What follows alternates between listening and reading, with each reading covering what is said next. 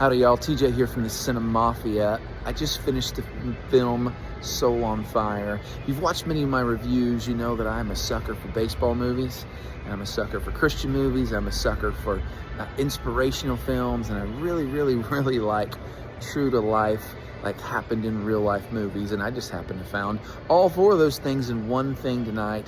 Soul on Fire covers all those bases, and it does a pretty good job. It's the story of John O'Leary. John, as a 9-year-old, was burnt from head to toe. He lit a fire, playing with fire. He saw some kids down the street doing it, lit a fire, ended up burning himself dynamically, also burned down his family home. He spent 5 months in a hospital recovering.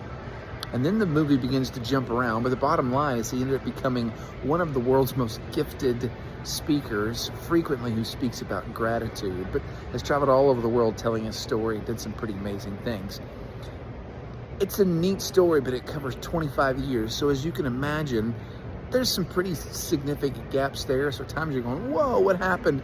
This doesn't always make sense, and that's okay, but overall, it's a really well-told story that's going to keep you engaged.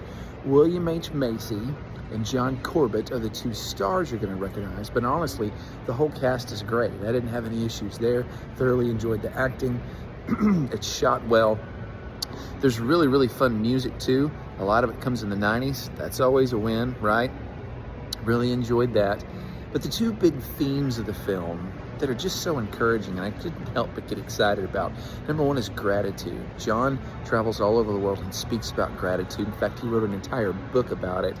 And you just can't help but be encouraged and inspired by that. But his constant cry is, man, there's always something to be grateful for regardless of where you're at. Dude lives it out every single day. But number two is how love really does help all of us overcome our stuff. This is how God treats us, and how we have to treat one another. His father was famous for constantly saying to him, son, I love you, and there's nothing you can do about it. And I want to start saying that to my kids. It's so good. But again, this is how the Father loves us. We don't deserve it, and deserves is not the point. Love is not a deserved thing. It's just given and given freely, and freely given love changes the world. So this was a fun one.